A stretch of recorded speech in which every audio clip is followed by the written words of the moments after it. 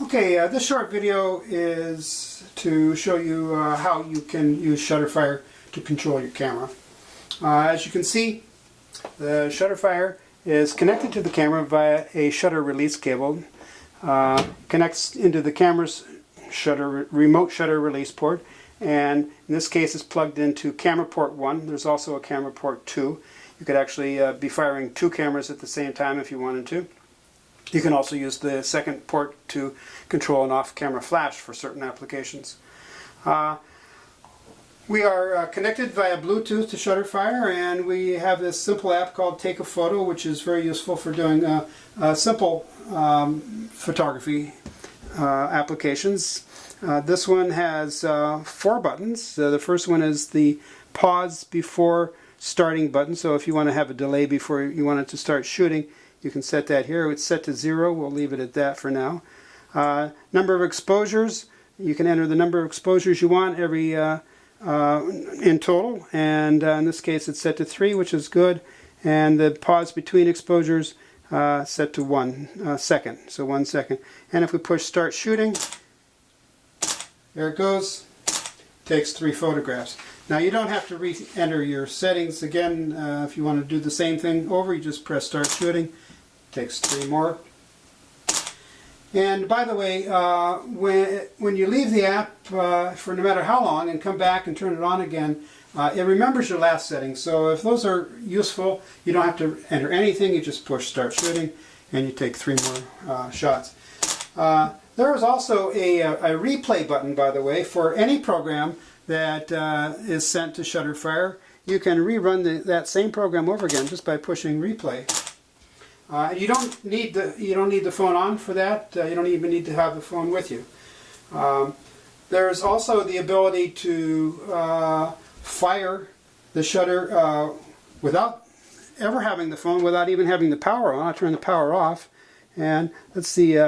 Just push the full release button. It fires the shutter. So there's a lot of capability there.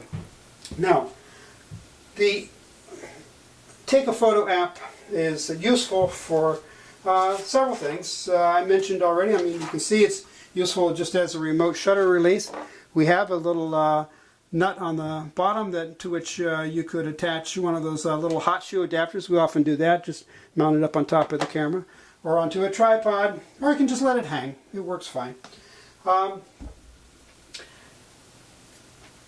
So the uses of ShutterFire remote shutter release.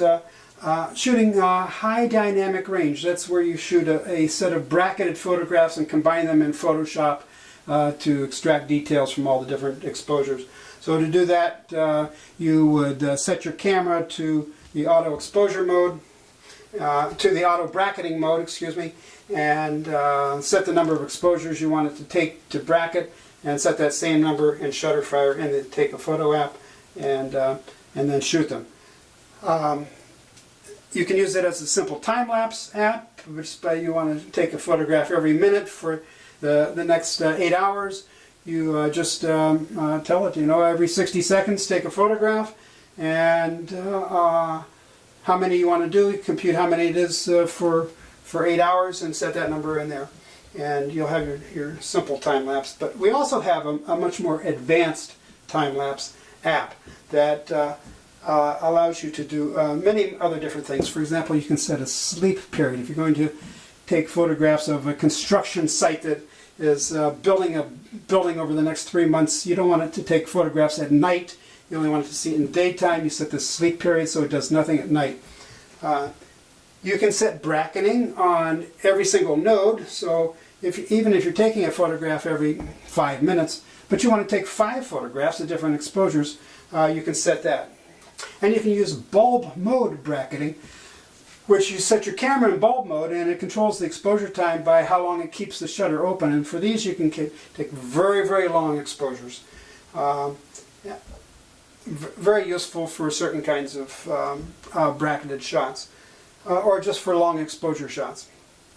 It also has a bulb mode exposure ramping, so if you want to change the exposure over the time of taking the time lapse, you can set a ramping curve and give it all this various information as to how you want the exposure time to change, and it's perfect for doing time lapses that go from daylight through sunset into nighttime, for example.